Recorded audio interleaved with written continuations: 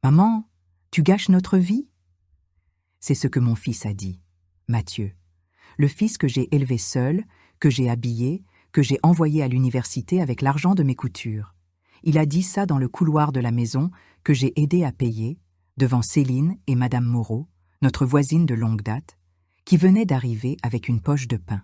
Madame Moreau est restée figée. Elle n'a rien dit. Elle a juste baissé les yeux.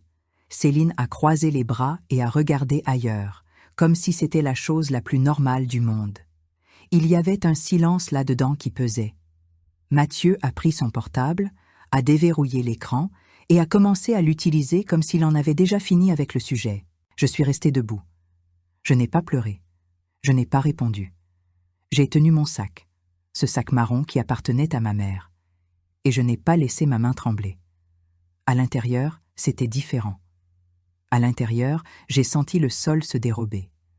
Vous savez, quand une chose vous blesse tellement que vous n'arrivez même pas à tout ressentir d'un coup, c'est comme si le corps vous protégeait, comme si la douleur arrivait peu à peu pour que vous ne vous effondriez pas sur le moment. J'avais travaillé 32 ans dans la couture pour lui donner une vie digne.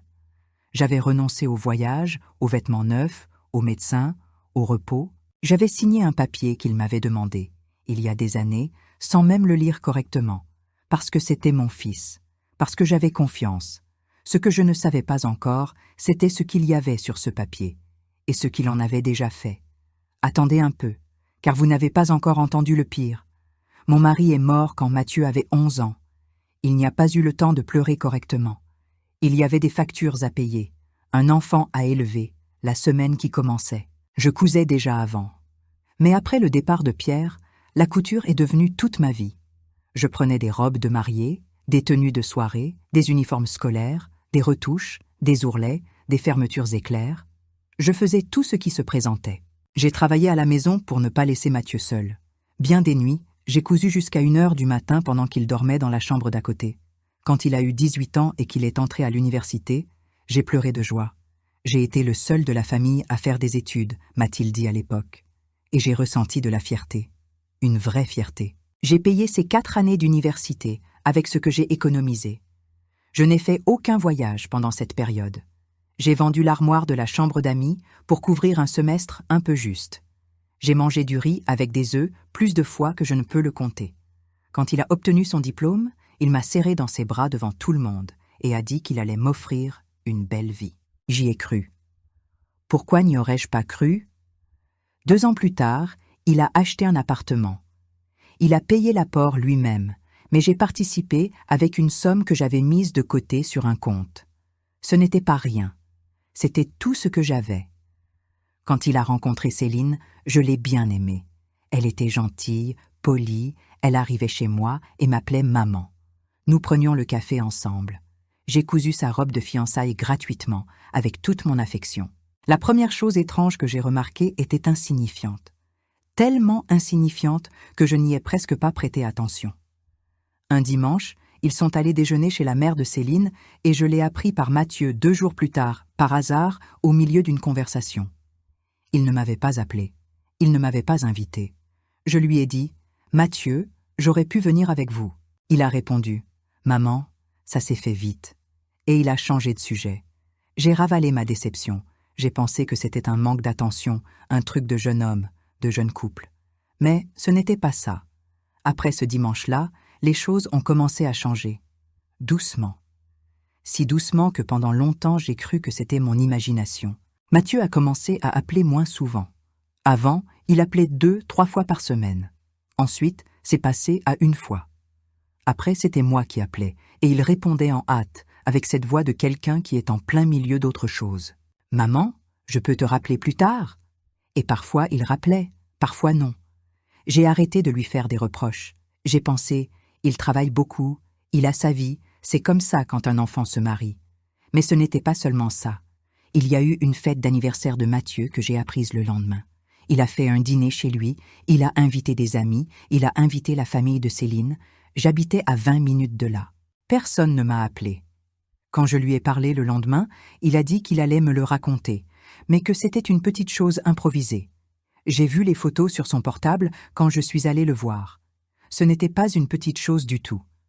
Il y avait de la décoration, un gâteau, des gens que je ne connaissais même pas assis en bout de la table que j'avais aidé à acheter. Je n'ai rien dit.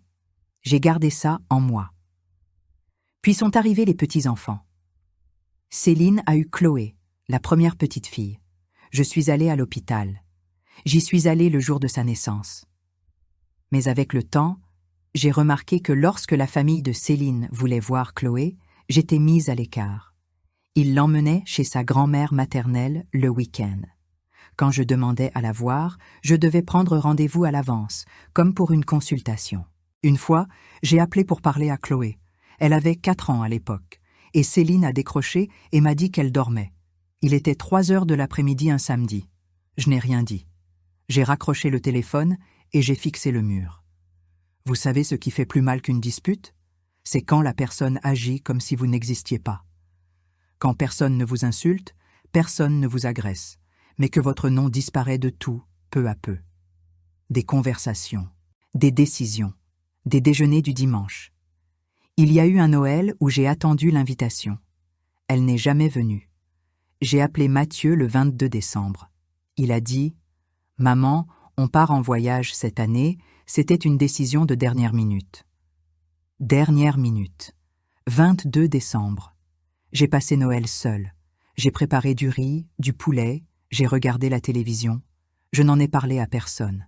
C'est à cette époque que j'ai commencé à garder des choses. Ce n'était pas un plan. Je ne savais même pas vraiment pourquoi je faisais ça. C'était un instinct. Quand Mathieu m'envoyait un message pour parler d'argent, et il le faisait de temps en temps, me demandant de signer des choses, de transférer une somme, d'autoriser quelque chose que je ne comprenais pas bien, j'ai commencé à les garder sur mon portable. Je prenais l'écran en photo avant de fermer la conversation. Je ne savais pas pourquoi. Je savais juste que quelque chose au fond de moi me disait de les conserver. Une fois, il est venu me rendre visite et a apporté un papier imprimé. Il a dit que c'était une mise à jour d'un document que j'avais déjà signé avant, une chose de routine demandée par le comptable. J'ai demandé à le lire. Il s'est impatienté. Il a dit « Maman, il n'y a rien de grave, c'est de la bureaucratie. » Je l'ai signé. Mais avant, j'ai pris la première page en photo avec mon portable, pendant qu'il était allé aux toilettes. Je ne me souviens même pas pourquoi j'ai fait ça.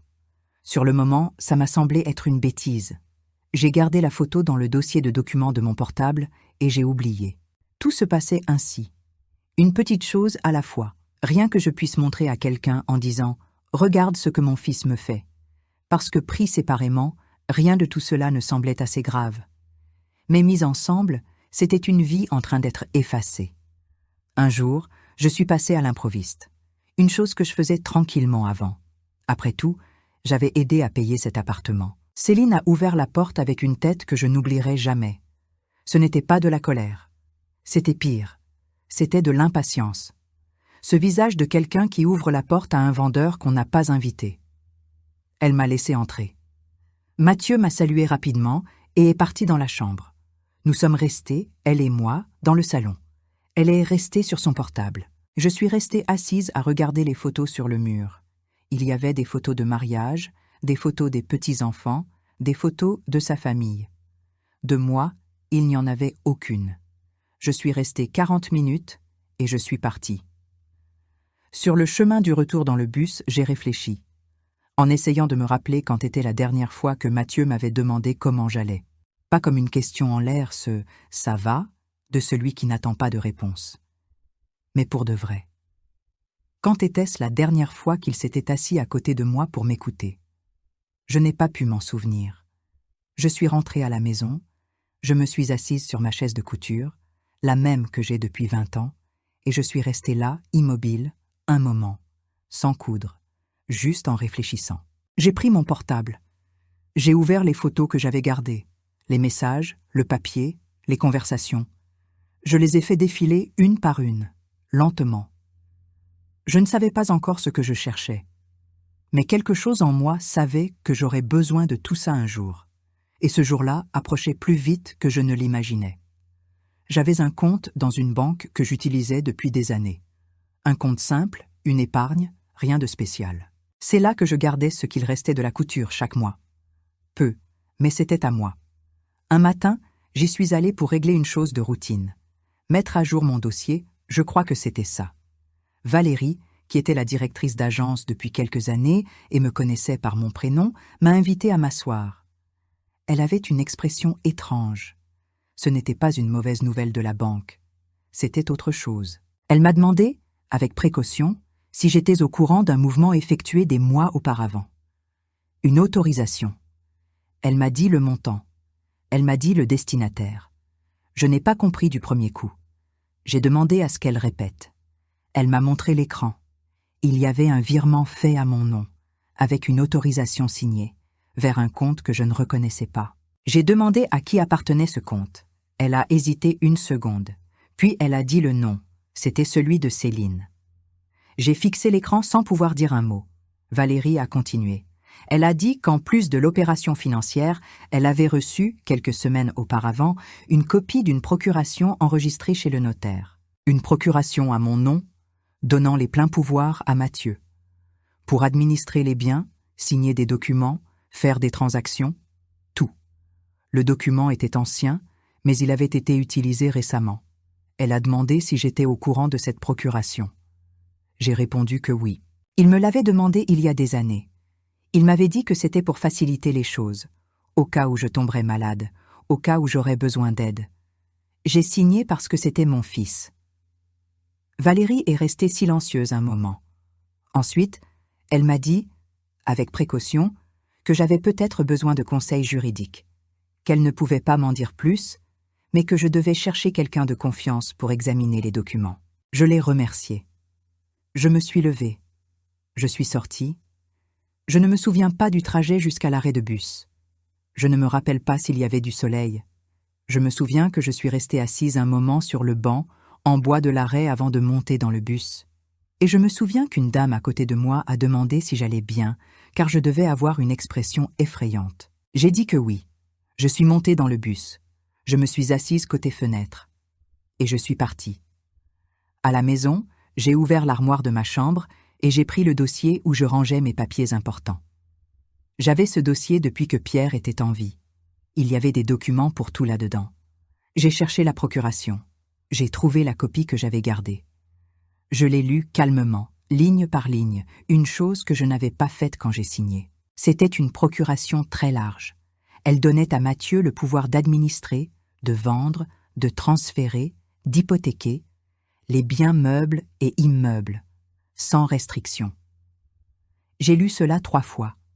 Ensuite, j'ai pris mon portable et j'ai regardé les photos que j'avais gardées au fil des mois.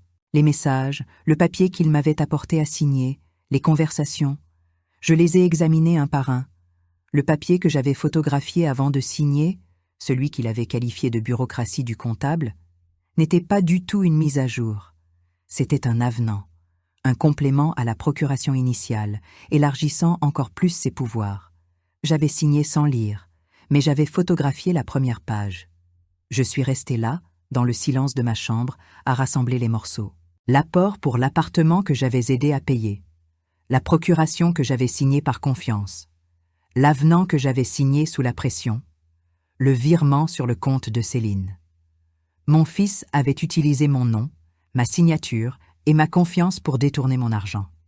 Et il essayait probablement d'aller encore plus loin. J'avais besoin de savoir si l'appartement, celui que j'avais dans ma ville, qui était à moi, que j'avais acheté avec les économies de plusieurs décennies de couture, était toujours à mon nom. Le lendemain, je suis allée chez le notaire. J'ai demandé le titre de propriété du bien immobilier.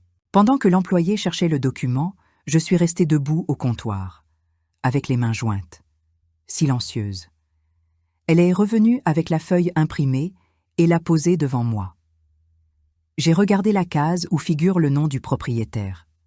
Ce n'était plus mon nom. Il avait été changé 3 mois auparavant. L'appartement était enregistré au nom de Céline. J'ai plié le papier, je l'ai mis dans mon sac et je suis sortie de l'étude notariale sans courir, sans pleurer, sans parler à personne. Je suis allée jusqu'au banc sur la place de l'autre côté de la rue. Je m'y suis assise. J'ai regardé les gens passer. Les enfants sur le trottoir, les voitures, la vie de tout le monde qui continuait normalement alors que la mienne venait d'être complètement bouleversée. Je n'ai pas ressenti de colère à cet instant. J'ai ressenti quelque chose de pire que la colère. J'ai ressenti que j'avais été stupide, que j'avais laissé faire ça, que toute cette confiance aveugle, tout cet amour de mère qui ne pose pas de questions, ne remet rien en cause, ne se méfie pas, m'avait tout coûté. Mais ensuite, une autre chose est apparue. Lentement. Mais elle est apparue. J'avais les photos. J'avais les documents. J'avais la conversation avec Valérie. J'avais le titre de propriété. J'avais le papier qu'il m'avait fait signer en pensant que je n'avais rien gardé. J'avais bien plus que ce qu'il imaginait. Et il l'ignorait. C'est Mathieu lui-même qui m'a appelé. Il m'a dit qu'il y aurait un déjeuner de famille dimanche, que c'était important, qu'il voulait que je sois là. Il a utilisé exactement ce mot. Important. J'ai trouvé ça étrange, car cela faisait longtemps que je n'avais été invitée à rien. Mais j'ai pensé que peut-être quelque chose avait changé, que peut-être il avait réalisé ce qui se passait et qu'il voulait arranger les choses. Une mère pense ainsi. Une mère croit toujours qu'il y a encore une solution. Je suis arrivée à l'heure. Il y avait une voiture devant que je ne connaissais pas. Je suis entrée et le salon était plein. Il y avait la demi-sœur de Mathieu du côté paternel, que je voyais à peine. Il y avait un couple de leurs amis. Il y avait la mère de Céline, la sœur de Céline avec son mari, et il y avait 2 personnes que je n'avais jamais vues de ma vie. J'ai salué tout le monde. Je me suis assise dans un coin du canapé. Céline ne m'a même pas regardée quand je suis entrée. Mathieu m'a fait une brève accolade, l'accolade de protocole, et il est parti vite dans la cuisine. Le déjeuner a été servi. Je me suis assise à table. On m'a placée au bout, près de la fenêtre, loin du centre. J'ai mangé en silence. J'ai répondu quand on m'a posé des questions. J'ai souri quand il le fallait. J'ai observé. Après le repas, alors que les gens avaient encore leur café à la main, Mathieu s'est levé. Il a dit qu'il voulait profiter que tout le monde soit là pour parler de quelque chose d'important. Il a dit que Céline et lui avaient pris des décisions sur l'avenir de la famille, qu'ils allaient rénover l'appartement, qu'ils prévoyaient un déménagement, que les choses allaient être réorganisées. Et alors il a dit, avec cette voix calme de quelqu'un qui a répété, que dans le cadre de ses plans, la question de ma situation était également réglée, que j'avais déjà un endroit où aller, qu'il avait discuté avec une de mes cousines de province qui avait accepté de m'accueillir pour un temps et qu'il pensait que ce changement me ferait du bien, que j'aurais plus de tranquillité, plus de calme. Il a parlé de moi comme si j'étais un meuble qu'il fallait déplacer. J'ai baissé les yeux vers la table. Tout le monde a regardé ailleurs. La mère de Céline a bougé son verre. Le couple d'amis est resté silencieux. La demi-sœur de Mathieu a baissé la tête. Personne n'a rien dit. Personne. Pas une seule personne dans ce salon n'a dit « Attends, Mathieu, tu parles de ta mère ». Céline est restée assise avec ce demi-sourire que je connaissais déjà, le sourire de celle qui a gagné. J'ai senti mon visage brûler, j'ai senti mes mains picoter, j'ai ressenti une envie énorme de dire quelque chose que j'allais regretter. Mais je n'ai rien dit. Je me suis levée lentement. J'ai pris le sac marron qui était accroché au dossier de la chaise. J'ai repoussé la chaise sous la table avec soin, sans bruit. J'ai regardé Mathieu pendant environ 2 secondes. Il m'a rendu mon regard sans détourner les yeux, sans aucune honte. J'ai tourné le dos et je me suis dirigée vers la porte. Il a prononcé mon nom une fois, avec cette voix de quelqu'un qui croit que la situation est encore sous contrôle. « Maman, il faut qu'on en discute. » Je ne me suis pas arrêtée. J'ai ouvert la porte, je suis sortie, je l'ai refermée derrière moi. Dehors, le soleil tapait fort. Il y avait du bruit de voitures, des enfants qui jouaient sur le trottoir en bas, une vie normale qui se déroulait comme si rien ne s'était passé à l'intérieur. J'ai descendu les escaliers en me tenant à la rampe. Je suis sortie de l'immeuble. J'ai marché jusqu'à l'arrêt de bus qui se trouvait au coin de la rue. Je me suis assise sur le banc en métal. Et j'ai attendu le bus. Je n'ai pas pleuré à cet endroit. Je n'allais pas pleurer là. Mais pendant que j'attendais, une chose martelait dans ma tête. Il avait dit, devant tous ces gens, que ma situation était déjà réglée. Il y croyait. Il croyait vraiment avoir tout arrangé. Qu'il m'avait écarté du chemin sans que je puisse rien faire. Ce qu'il ne savait pas, c'est que, pendant qu'il organisait sa vie sur le dos de la mienne, j'organisais autre chose. Et ma façon de régler ma situation était complètement différente de ce qu'il imaginait. Je suis restée 3 jours dans la chambre d'une pension. Ce n'était pas prévu. Le soir, après le déjeuner, je n'ai pas réussi à rester à la maison. Je ne saurais pas bien l'expliquer.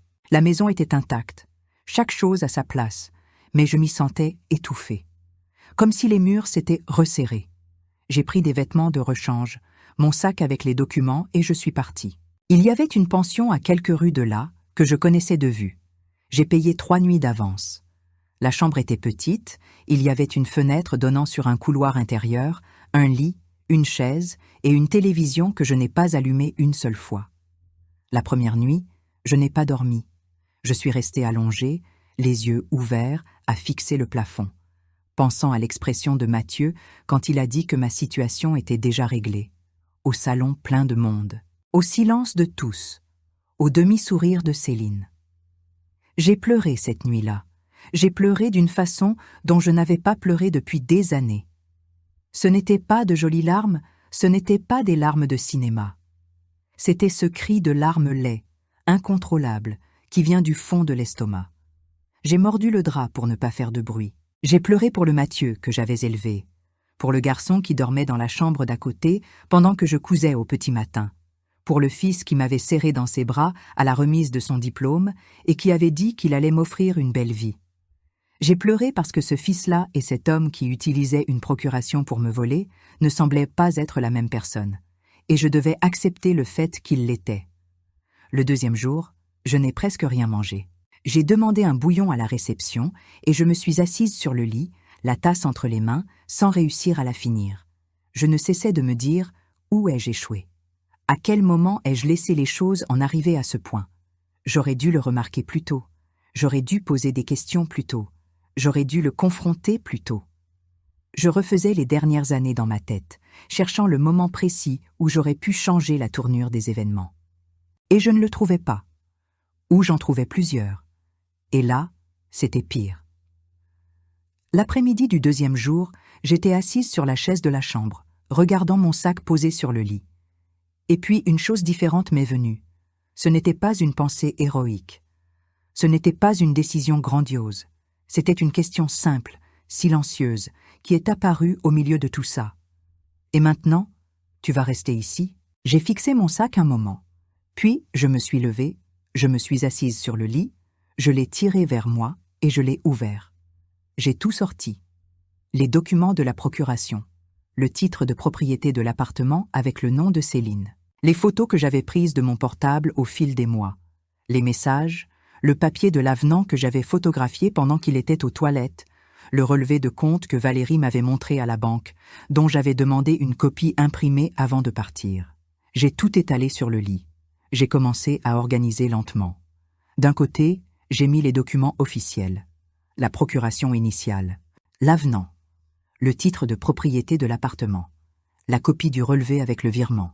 De l'autre côté, j'ai mis les preuves informelles, les photos des conversations sur le portable, les messages où il me demandait de signer des choses, une note que j'avais écrite dans un petit carnet.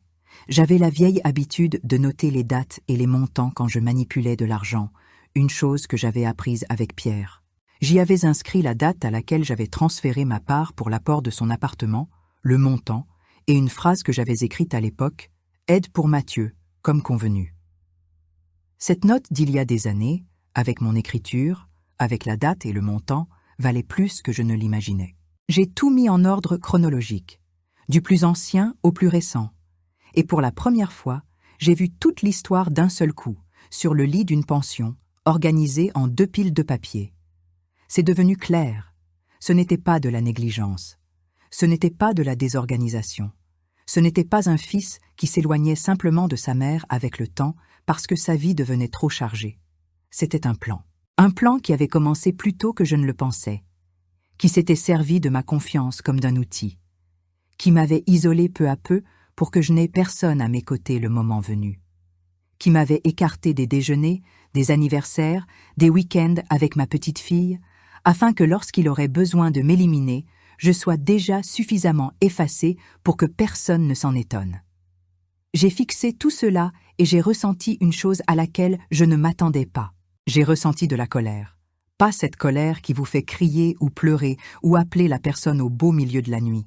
C'était une colère froide, organisée, cette colère qui ne veut pas se soulager, qui veut résoudre le problème. Le matin du 3e jour, je me suis réveillée tôt, j'ai pris une douche, je me suis habillée et je me suis assise sur la chaise avec un bloc de papier que j'avais demandé à la réception. J'ai commencé à écrire. J'ai fait la liste de tout ce que j'avais, document par document, preuve par preuve. J'ai écrit ce que chaque chose signifiait de la manière dont je le comprenais. La procuration et ce qu'elle lui permettait, l'avenant et quand il avait été signé, le virement sur le compte de Céline et le montant, le changement sur le titre de propriété de l'appartement et la date, ma contribution initiale attestée dans le carnet. Ensuite, j'ai listé ce que j'avais besoin de découvrir. S'il y avait eu d'autres opérations que j'ignorais. Si l'appartement qui était au nom de Céline avait été financé avec plus d'argent m'appartenant que je ne le savais. Si la procuration avait été utilisée ailleurs qu'à la banque. Et j'ai dressé la liste de ce que j'avais à faire. Chercher une assistance juridique. Retourner chez le notaire. Parler de nouveau à Valérie. Quand j'ai fini d'écrire, j'ai regardé la feuille. Ce n'était plus une femme détruite dans une chambre de pension. C'était une femme avec un dossier de documents, un carnet contenant les notes de plusieurs décennies, des photos sauvegardées sur son portable, un relevé bancaire, un titre de propriété et une liste de mesures à prendre. C'était peu ? Peut-être. Je ne savais pas encore ce qui était suffisant devant la justice. Je n'y connaissais rien en droit. Je ne m'y connaissais pas en procédure. Je ne connaissais pas le nom exact des choses. Mais je savais que ce que j'avais était réel. C'était concret. C'était daté. C'était de mon écriture, sur mon compte, à mon nom. Et je savais que Mathieu ignorait que je possédais tout ça. Il m'avait sorti de mon appartement, m'avait sorti de la famille, m'avait sorti de sa vie. Mais il avait commis une grave erreur. Il avait sous-estimé une femme qui avait passé 32 ans à résoudre ses problèmes toute seule. J'ai rangé les papiers, j'ai tout remis dans mon sac, j'ai réglé la dernière nuit et j'ai quitté la pension. J'avais des choses à faire. Quand je suis sortie de la pension, la première chose que j'ai faite a été d'appeler Valérie. Je ne savais pas si elle allait répondre. Je ne savais pas s'il était approprié d'appeler directement la directrice d'agence en dehors de ses heures de travail. Mais elle m'avait donné son numéro ce jour-là, avant que je ne parte, et elle avait dit « Si vous avez besoin de quoi que ce soit, appelez-moi ». Elle a décroché à la 2e sonnerie. Je lui ai dit que j'avais besoin de véritables conseils juridiques, que j'avais les documents, que j'avais compris ce qui s'était passé, et que j'avais besoin de savoir quoi faire de tout cela. Elle est restée silencieuse une seconde, puis elle a dit « Madame Madeleine, je connais une avocate. Elle travaille à l'aide juridictionnelle. Elle s'est occupée d'une situation similaire à la vôtre il y a environ 2 ans. Je peux vous donner son contact ?» J'ai dit que oui. Le lendemain, j'étais assise dans une petite salle avec des chaises en plastique dans le long couloir d'un bâtiment public où je n'étais jamais entrée de ma vie. Il y avait d'autres personnes qui attendaient. Je suis restée avec mon sac sur les genoux, le dossier de documents à l'intérieur, en attendant qu'on appelle mon nom. Quand Maître Rousseau a ouvert la porte et a prononcé mon nom, je me suis levée. Elle était plus jeune que ce à quoi je m'attendais. Elle devait avoir une 40aine d'années, les cheveux attachés, un chemisier simple, des lunettes, sans cérémonie. Elle m'a tendu la main et m'a invitée à entrer. Je me suis assise sur la chaise à côté de son bureau et j'ai ouvert le dossier. Je lui ai tout expliqué. J'ai raconté depuis le début, la procuration, l'avenant, le virement, l'appartement, le déjeuner, le titre de propriété avec le nom de Céline. Je lui ai montré les documents un par un, les photos sur mon portable, le carnet avec mes notes. Elle m'a écoutée sans m'interrompre. De temps en temps, elle demandait à voir quelque chose de plus près. Elle notait quelque chose sur un bloc-notes. Elle ne montrait aucune surprise, elle ne montrait aucune pitié. Elle se contentait d'écouter et de regarder les papiers avec attention. Quand j'ai terminé, elle est restée un moment en silence, parcourant des yeux les notes qu'elle avait prises. Puis elle m'a regardée et m'a dit « Vous avez bien plus que ce que vous imaginez. » Elle m'a expliqué calmement. La procuration générale signée sans restriction était déjà un problème, mais le point le plus grave était son utilisation pour des transferts de fonds à mon insu et sans bénéfice direct pour moi. Cela constituait, selon ses mots, une gestion frauduleuse du patrimoine. L'avenant que j'avais photographié était une pièce importante, car il démontrait qu'il y avait eu une 2e intervention, un élargissement de ses pouvoirs, opéré sous la pression, et sans que j'aie lu le document de façon lucide. Et l'appartement, m'a-t-elle dit, était le centre de tout. Le changement de propriétaire d'un bien immobilier en utilisant une procuration, sans contrepartie attestée, sans vente formelle, sans donation enregistrée avec ma signature éclairée, cela offrait une voie juridique. Ce ne serait pas simple, ce ne serait pas rapide, mais il y avait un recours. Elle m'a demandé si je voulais poursuivre. J'ai répondu que oui. Elle a placé son bloc-notes devant elle et a commencé à m'expliquer le plan en 3 étapes. La première était l'aspect légal. Elle allait intenter une action en annulation du transfert de propriété, sur la base d'un vice du consentement et de l'usage abusif d'une procuration. Elle allait également réclamer une enquête sur les mouvements financiers du compte, en se servant du relevé que Valérie m'avait fourni comme point de départ. Elle allait demander au notaire l'historique complet des opérations effectuées avec la procuration, car il pouvait y avoir d'autres choses que j'ignorais encore. La deuxième partie, elle l'a appelée la protection immédiate. Je devais révoquer la procuration. Je pouvais le faire avant même d'entamer une quelconque procédure, me rendre chez le notaire, acter la révocation et notifier officiellement Mathieu. Lorsqu'il recevrait la notification, il saurait que je savais. Mais à ce stade-là, m'a-t-elle affirmé, cela n'aurait plus d'importance, car la protection juridique serait déjà en cours. La troisième partie me concernait. Elle m'a dit de façon très claire: vous ne devez avoir aucun contact ni avec votre fils, ni avec votre belle-fille, tant que la procédure est en cours. Aucun appel, aucun message, aucune visite. Toute conversation que vous auriez avec eux pourra être utilisée par la partie adverse. À partir d'aujourd'hui, s'ils ont besoin de vous parler, ils s'adressent à moi. J'ai tout écouté. J'ai mémorisé chaque mot. Quand elle a terminé, je lui ai demandé combien cela allait me coûter. Elle a répondu: l'aide juridictionnelle couvre les frais, Madame Madeleine. C'est gratuit. Je suis restée silencieuse un moment, non pas par surprise, par soulagement. De ce soulagement qu'on ressent quand on a enfin quelqu'un à ses côtés qui sait ce qu'il fait. Je suis sortie des locaux avec un récépissé de dossiers, une liste de documents que je devais rassembler et une date de rendez-vous pour la semaine suivante.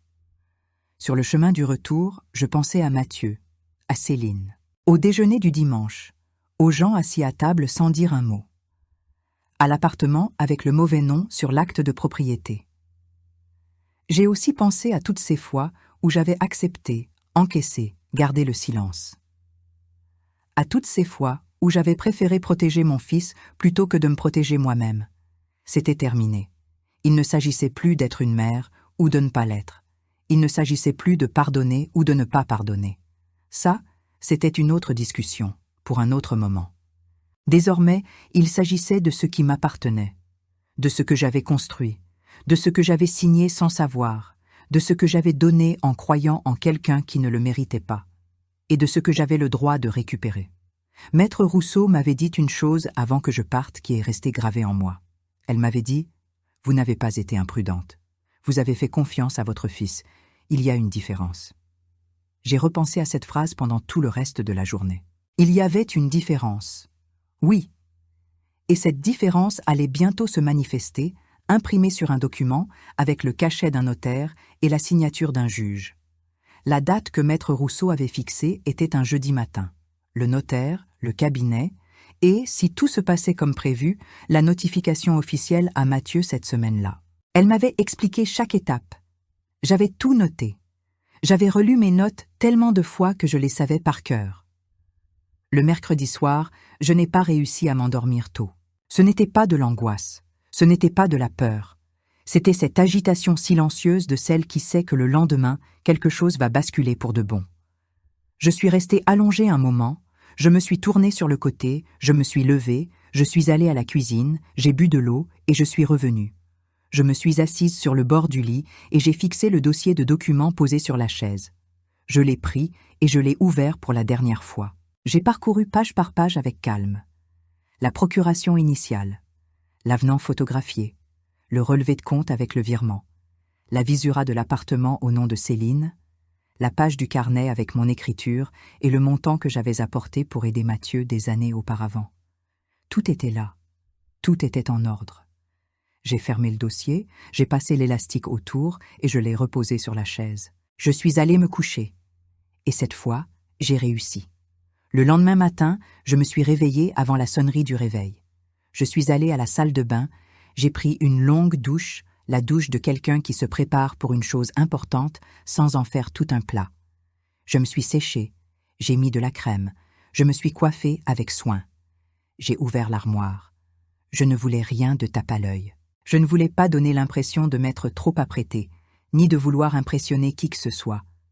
J'ai pris un chemisier bleu foncé, un pantalon noir basique, les chaussures fermées en cuir que je portais quand je devais beaucoup marcher. La tenue d'une femme qui partait régler une affaire sérieuse, pas celle d'une femme qui partait faire un scandale. Je me suis regardée dans le miroir pendant un instant. J'avais l'apparence de tous les jours. Un peu plus fatiguée peut-être, mais debout, solide. J'ai pris le sac marron. J'y ai glissé le dossier de documents, mon bloc-notes, le récépissé de l'aide juridictionnelle, ma carte d'identité, mon justificatif de domicile. J'ai fermé mon sac. Je suis allée dans la cuisine, j'ai fait du café, j'ai mangé 2 biscottes debout au comptoir. Pas par faim, juste parce que je savais qu'il me fallait manger. En buvant mon café, j'ai pensé à Mathieu. Pas avec colère, avec une lucidité glaciale que je n'avais jamais eue auparavant. J'ai pensé qu'à ce moment-là, il dormait probablement. Ou prenait son café tout comme moi, sans se douter de ce qui allait se passer ce jour-là. Sans savoir que la notification était en cours de préparation. Sans savoir que les documents étaient classés, que l'avocate était prête, que je m'étais levée tôt et que j'étais vêtue de mon chemisier bleu foncé et de mes chaussures fermées, en route pour réparer ce qu'il m'avait fait. Il s'imaginait qu'il m'avait recasé. Il croyait que j'étais allée me terrer dans un coin pour me résigner, me taire, me faire toute petite. J'ai fini mon café. J'ai lavé ma tasse et je l'ai mise à sécher. J'ai pris mon sac, j'ai éteint les lumières, j'ai fermé la porte à clé et je suis descendue. Dehors, la journée commençait. Il y avait une fraîcheur matinale que j'ai pris plaisir à sentir sur mon visage. J'ai marché jusqu'au coin de la rue, j'ai traversé, je suis arrivée à l'arrêt de bus. Il y avait une dame plus âgée que moi qui attendait assise. Nous nous sommes salués d'un signe de tête. Je suis restée debout, avec mon sac sur l'épaule, regardant la portion de rue par laquelle le bus allait apparaître. Je n'ai répété aucun discours. Je n'avais aucun discours à répéter. Maître Rousseau avait été clair. Je n'avais pas besoin de parler. Les documents parleraient à ma place. Le bus a fait son apparition à l'angle de la rue. Je suis montée, j'ai payé, je me suis assise près de la fenêtre. Pendant que le bus roulait, je regardais les rues défiler à l'extérieur. Les commerces qui ouvraient, les gens qui allaient au travail, la ville au matin. Je me suis dit, 32 ans à faire de la couture, à me lever tôt, à me débrouiller seule, sans jamais demander une faveur. Aujourd'hui, ça n'allait pas être différent. Maître Rousseau était déjà devant l'étude notariale quand je suis arrivée. Elle avait une pochette noire à la main, elle avait son téléphone à l'oreille et elle a mis fin à la conversation en me voyant. Elle m'a fait un signe de la main, m'a demandé si j'allais bien. J'ai répondu que oui. Elle m'a dit « Alors allons-y ». La révocation du mandat fut la première chose. Nous sommes entrés, nous avons présenté les documents, j'ai signé l'acte chez le notaire. Le notaire l'a tamponné, l'a enregistré, il m'a remis l'original et a donné la copie à Maître Rousseau. Ça a pris moins de 20 minutes. Quand nous sommes sortis, elle m'a dit « À partir de maintenant, la procuration n'a plus aucun effet. Quoi qu'il tente de faire en utilisant ce document, ce sera sans valeur. » J'ai plié le document original avec soin et je l'ai rangé dans mon sac. L'étape suivante était la mise en demeure. Elle avait déjà préparé le document. C'était une notification formelle à Mathieu et Céline, communiquant la révocation de la procuration, contestant le transfert du bien immobilier et les informant de l'ouverture d'une procédure d'annulation. Un vocabulaire juridique, mais sans équivoque. L'étude notariale allait l'expédier par la poste en courrier recommandé avec accusé de réception. Lorsqu'il apposerait sa signature de réception, le compte à rebours s'enclencherait de son côté. Elle m'a montré le document avant de l'enregistrer. Elle m'a demandé si je voulais le lire. Je l'ai lu. Il y avait mon nom, il y avait l'adresse de l'appartement, il y avait les numéros des pièces d'identité, il y avait les dates. Tout était là, de manière formelle, enregistrée, réelle. J'ai signé en bas de la page. Nous sommes sortis du cabinet du notaire avec le récépissé en main. Maître Rousseau a déclaré qu'en parallèle, elle allait engager l'action en annulation du transfert de propriété cette même semaine. que la route serait longue, mais que les preuves que je détenais étaient solides, qu'elle ne pouvait pas me promettre de délai, mais qu'elle me promettait de se battre. Je l'ai remerciée. Elle m'a dit « Vous avez accompli la partie la plus difficile en rassemblant tout ceci. Le reste, c'est mon affaire. » Nous sommes partis chacune de notre côté. J'ai pris le bus pour rentrer chez moi. Je suis restée silencieuse pendant tout le trajet. Je n'ai pas ressenti d'euphorie. Je n'ai pas ressenti de soulagement immédiat. J'ai ressenti une lourdeur. Cette lourdeur réelle de celle qui sait qu'elle a fait ce qui s'imposait, mais qui sait aussi qu'elle a encore beaucoup de chemin à parcourir. La notification est parvenue au domicile de Mathieu un mardi. Je l'ai su parce qu'il m'a appelé. J'étais à la maison, assise sur ma chaise de couture, en train de faire un ourlet qu'une voisine m'avait demandé. Mon portable a sonné. J'ai vu son nom s'afficher sur l'écran. Je me suis souvenu de ce que Maître Rousseau m'avait précisé. Aucun contact tant que la procédure suit son cours. J'ai laissé sonner. Je n'ai pas décroché. Il a téléphoné 3 fois de suite. Puis, il a envoyé un message. Je ne l'ai pas ouvert. J'ai transféré le nombre de ses appels manqués à Maître Rousseau par message texte, tel qu'elle m'avait indiqué de procéder. Elle a répondu « Parfait. Il essaiera à nouveau. Continuez à ne pas répondre. » 2 jours plus tard, il s'est présenté à ma porte. J'ai entendu frapper. Je suis restée figée. Il a tapé à nouveau, plus fort. Il a appelé mon nom. Je n'ai pas bougé de ma chaise. Au bout de quelques minutes, j'ai entendu ses pas descendre l'escalier. Cette nuit-là, j'ai dormi sereinement. Le procès a duré des mois. Je ne vais pas prétendre que ce fut facile. Il y a eu une audience à laquelle j'ai dû assister, assise dans une salle avec lui de l'autre côté, et son avocate à ses côtés.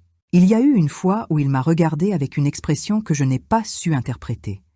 De la colère? De la honte? Les deux à la fois? Moi, je fixais le vide droit devant. Maître Rousseau s'est attaché à tout démonter pièce par pièce. Le transfert de propriété de l'appartement a été contesté sur la base de l'utilisation frauduleuse de la procuration.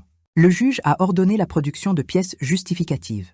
La défense de Mathieu a tenté de plaider que cette cession était un don volontaire de ma part.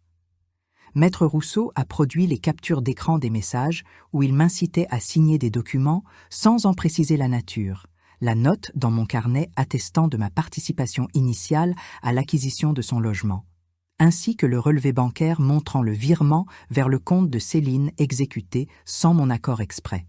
À un certain stade de l'audience, le juge a sommé l'avocat de Mathieu de justifier de la contrepartie financière relative à la mutation de l'appartement. L'avocat s'est mis à tergiverser, à évoquer de la reconnaissance, de l'intention, un contexte familial. Le magistrat a réclamé des actes écrits. Il n'y en avait pas. J'étais assise près de Maître Rousseau quand le conseil de Mathieu a affirmé qu'il n'existait pas de documents officiels car il s'agissait d'un arrangement de famille reposant sur une confiance réciproque. Je n'ai pas tourné la tête pour regarder Mathieu. Mais j'ai senti sa présence de l'autre côté de la pièce. Confiance réciproque. Ce furent les termes qu'il employa pour définir ce qui s'était passé entre nous. J'ai fixé mon regard droit devant moi et je suis restée silencieuse. Le verdict a été rendu un vendredi. Maître Rousseau m'a téléphoné dans la matinée. J'étais à la maison.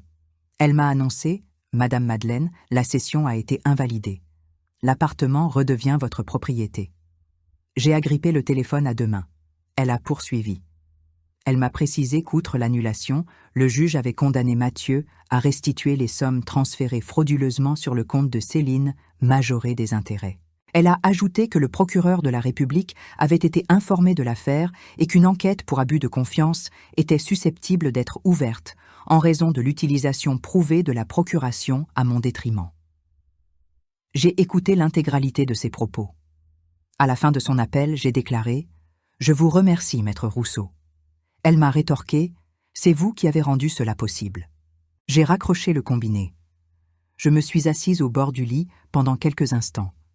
J'ai saisi le sac marron qui était suspendu à la poignée de l'armoire.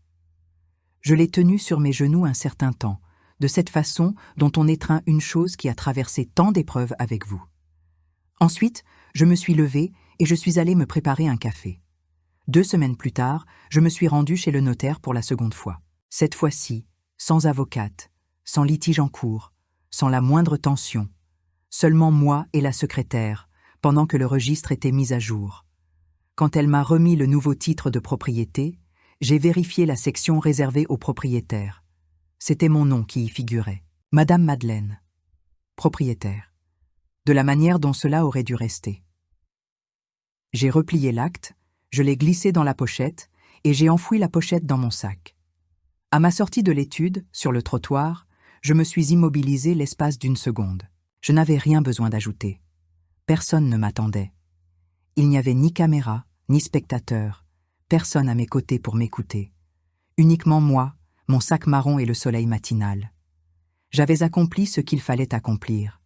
Seul, muni des pièces adéquates, sans élever la voix, sans supplier qui que ce soit, sans avoir besoin que l'on me croie sur parole avant d'en avoir apporté la preuve. Et j'ai poursuivi mon chemin. Mathieu ne m'a pas appelé suite au jugement. En tout cas, pas sur l'instant. J'imagine qu'il lui a fallu du temps pour assimiler ce qui venait de se passer, pour réaliser que la mère qu'il s'imaginait avoir expédiée en province, censée demeurer silencieuse dans la chambre d'un membre de la famille en regardant le temps s'écouler, s'était déplacée chez le notaire, s'était rendue à l'aide juridictionnelle, avait paraphé une annulation, avait supporté des démarches judiciaires, s'était assise à l'extrémité opposée d'un prétoire, le regard tourné vers l'avenir. Lorsqu'il a enfin cherché à renouer, ce fut au moyen d'un SMS. Je l'ai lu. Je n'y ai pas donné suite, non pas par sentiment de colère, mais car je n'avais plus rien à formuler qui méritât d'être communiqué par texto. L'intégralité de ce que j'avais à déclarer avait déjà été scellée chez un officier public. Les investigations du parquet ont suivi leur cours. Je m'abstiendrai d'entrer dans les détails puisque l'affaire est toujours en cours d'instruction. Mais Mathieu a été poursuivi pour escroquerie. Céline a également été mise en examen. Leur avocat s'est pourvu en appel, comme on pouvait s'y attendre. Ce genre de procédure s'étire en longueur. J'ai appris que l'appareil judiciaire n'est pas expéditif, mais il finit par opérer. Son logement, celui pour lequel j'avais participé à régler l'acompte initial, a fait l'objet d'une saisie à titre de sûreté pour les sommes qu'il est tenu de me reverser. Ce n'est pas le magistrat qui a souhaité le sanctionner ou m'accorder une réparation. Ce fut très exactement l'aboutissement logique de ses propres actes. Céline a disparu. Je ne sais pas où elle est allée. Je ne me suis pas renseignée. Cela ne m'intéresse pas. La parentèle qui était attablée ce dimanche-là, qui a entendu mon fils parler de moi comme s'il s'agissait d'un vulgaire mobilier sans mot dire, je l'ai rayé de mon existence, sans dispute, sans grand discours. J'ai tout bonnement cessé de leur accorder de mon temps. Aucun de ceux qui se sont tus ce jour-là n'était digne de la moindre explication. Chloé, ma petite fille, s'est retrouvée au milieu de tout ça. Elle a désormais 5 ans. Elle n'y est pour rien. Je pense à elle. Mais pour l'instant, le contact n'est pas possible, et il m'a fallu m'habituer à composer avec ce chagrin, séparé des autres. C'est celui qui pèse le plus. Mais il m'était impossible de tout sauver en même temps. 4 mois après le jugement, j'ai pris une décision. J'ai mis l'appartement en location. Le mien, celui qui est redevenu à mon nom. J'ai fixé un loyer juste, et j'ai trouvé un jeune couple qui a payé d'avance et qui traite l'endroit avec soin. Cette location m'a assuré un revenu mensuel régulier dont je n'avais jamais bénéficié de ma vie. De l'argent qui rentre chaque mois sans m'obliger à coudre jusqu'à minuit. Avec cet argent, j'ai fait une chose que je n'avais jamais faite. J'ai acheté un billet. Ma sœur Agnès habite dans une petite ville de province. Nous nous parlions au téléphone, mais cela faisait presque 8 ans que je n'y étais pas allée. Il y avait toujours une raison pour ne pas y aller. Il y avait toujours Mathieu, la couture, la vie ici. J'y suis allée en car. J'ai pris une valise moyenne. Je n'ai pas emporté grand-chose. Quand Agnès a ouvert la porte et m'a vue, elle est restée à me regarder pendant quelques secondes sans rien dire. Puis elle m'a serré dans ses bras à la façon d'une grande sœur, fort, longuement, sans avoir besoin d'explication.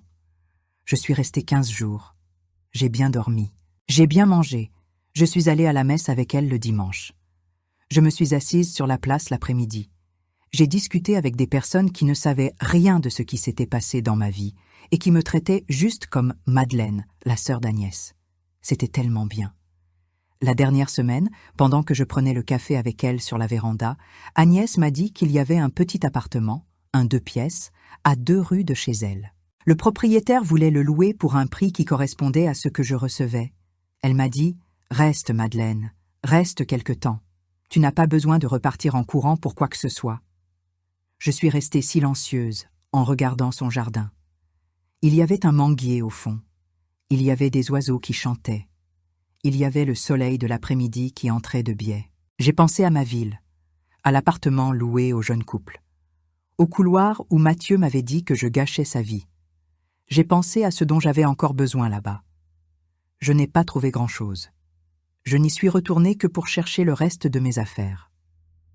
Aujourd'hui, j'habite dans cette petite ville, dans le petit appartement à 2 rues de chez Agnès. Le matin, je me réveille sans réveil. Je prends mon café tranquillement. Parfois, je couds un peu quand l'envie m'en prend, pas par obligation. Je fais mes courses à la petite épicerie du coin où le patron m'appelle déjà par mon prénom. Je vais à la messe. Je m'assois sur la place. J'appelle Valérie de temps en temps, qui est devenue une sorte d'amie après tout ça. Maître Rousseau m'envoie des nouvelles quand il y a du nouveau dans la procédure. Je lis, je réponds, je remercie. Elle dit que je suis la cliente la plus organisée qu'elle ait jamais eue. Je lui réponds que j'ai appris qu'un papier conservé vaut plus que la parole d'un fils. Elle rit. Moi aussi. Mathieu ne me manque pas tous les jours. Il y a des jours où il me manque. Il y a des nuits où je pense au petit garçon qui dormait dans la chambre d'à côté pendant que je cousais, et ça me serre la poitrine d'une façon qui n'a pas de remède. Cette douleur ne disparaît pas. J'ai appris à vivre avec sans la laisser me paralyser. Je ne suis pas une femme aigrie. Je ne ressasse pas, je ne passe pas mon temps à refaire ce que j'aurais dû faire différemment. J'ai déjà passé cette étape-là dans la pension, pendant ces 3 nuits d'insomnie. Ce qui reste, ce n'est pas de la colère, c'est de la lucidité. La lucidité de comprendre qu'un amour sans limite n'est pas une vertu, c'est une vulnérabilité. Et il y a des gens qui se servent de cette vulnérabilité comme d'une porte d'entrée. La lucidité de savoir qu'une femme qui a passé sa vie entière à résoudre ses problèmes toute seule ne s'efface pas quand on la pousse. Elle classe son dossier, appelle l'avocate et se rend chez le notaire avec un chemisier bleu foncé et des chaussures fermées. La lucidité de réaliser qu'un nouveau départ n'a pas d'âge, que 50 ans et des poussières ne signifient la fin de rien. C'est le commencement d'une version de vous-même qui n'accepte plus d'obtenir moins que ce qu'elle mérite. L'autre jour, Agnès m'a demandé si j'étais heureuse. J'y ai pensé une seconde. Pas un bonheur de cinéma, non. Mais une chose réelle, paisible, qui ne dépend pas de savoir si quelqu'un va m'appeler ou si quelqu'un va m'inviter à déjeuner. J'ai répondu que oui. Et c'était la vérité. Si cette histoire vous a touché, dites-moi dans les commentaires de quelle ville vous m'écoutez. Racontez-moi si vous connaissez quelqu'un qui a vécu une situation semblable ou si c'est vous-même. Et restez avec moi dans les prochaines vidéos qui vont apparaître à l'écran. Quelqu'un pourrait avoir besoin d'entendre cela aujourd'hui.